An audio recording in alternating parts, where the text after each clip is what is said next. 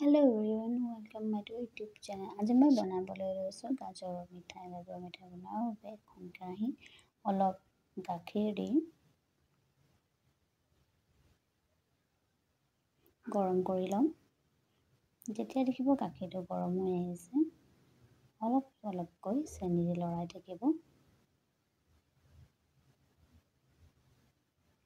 তাৰপিছত অলপ পনীৰ দি দিব। মই ঘৰতেই বনাওঁ, পনীৰ ব্যৱহাৰ কৰিছিলোঁ। পনীৰ কেনেকৈ বনাই তাৰ ভিডিঅ' এটা মই পাছলৈ দিম।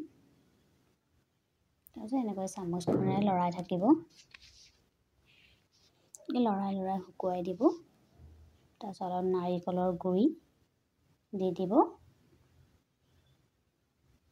যদি আপোনাৰ ওচৰত দোকান বা কিনি অনা নাৰিকলৰ গুড়ি আছে তেন্তে দি দিব, নহ'লে যদি ঘৰত শুকা নাৰিকলৰ গুড়ি আছে তেন্তে নাৰিকলৰ গুড়িটো অলপ ভাজি পিনে পানীখিনি শুকুৱাই ল'ব।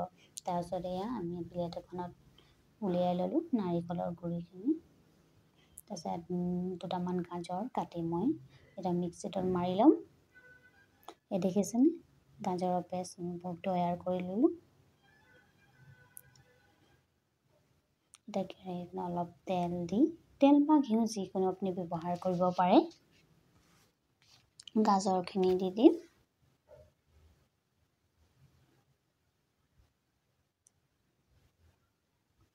গাজৰখিনি অলপ এনেকৈ ভাজি থাকিব, পানীখিনি যাতে তাৰ শুকাই যায়। এনেকৈ মাজে মাজে লৰাই থাকিব। এনেকৈ লৰাই পানী দেখিব পানীখিনি শুকাই আহিছে, তেতিয়া অলপ চেনি দি দিব। চেনি কোনো জোখ নাই, আপুনি যিমান মিঠা খায় তাৰ মতে আপুনি চেনি দিব পাৰে। তাৰপিছত আকৌ এনেকৈ লৰাই থাকিব যাতে চেনিবোৰ ভালকৈ গলি যায় আৰু গাজৰৰ পানী শুকাই আহে। তাৰপিছত অলপ গাখীৰ দি দিব।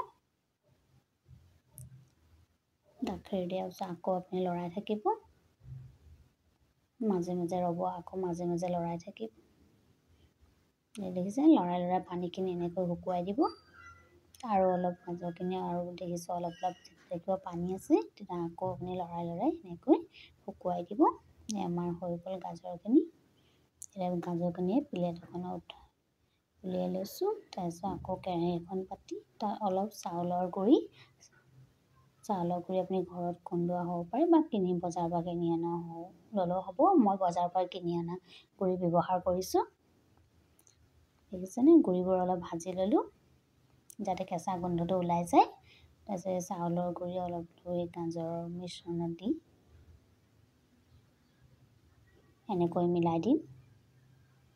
ভিডিঅ'ত দেখুওৱাৰ ধৰণে এনেকৈ আপুনি অলপ গুড়ি দি অলপ মিলাই ল'ব।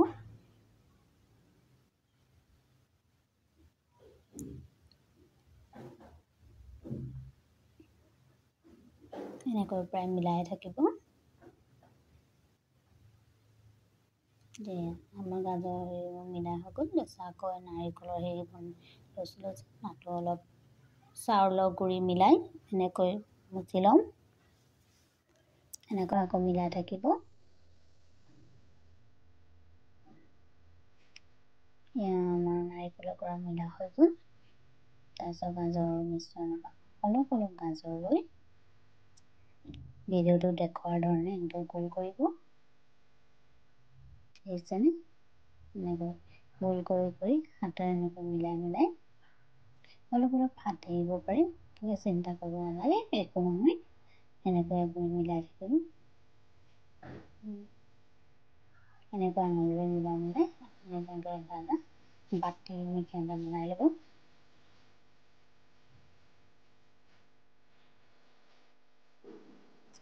মই এনেকৈ গোটেইখিনি তৈয়াৰ কৰি ল'লোঁ।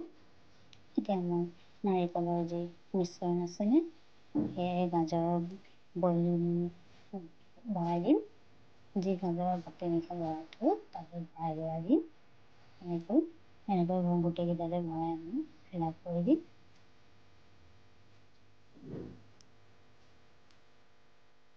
দেখিছেনে কওকচোন, দেখিব ইমান ধুনীয়া লাগিছে কালাৰটো।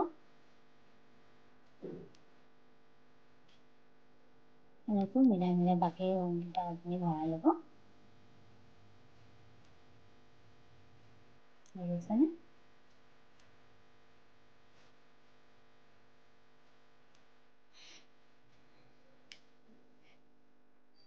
সকলোবোৰে ভৰাই হৈ গৈছে।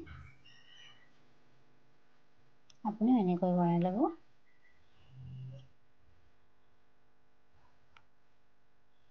এয়া আমাৰ তৈয়াৰ হৈ গ'ল গাজৰৰ মিঠাই। ভিডিঅ' চাই কেনে পালে কমেণ্ট কৰি জনাব, লাইক শ্বেয়াৰ আৰু ছাবস্ক্ৰাইব কৰি দিব।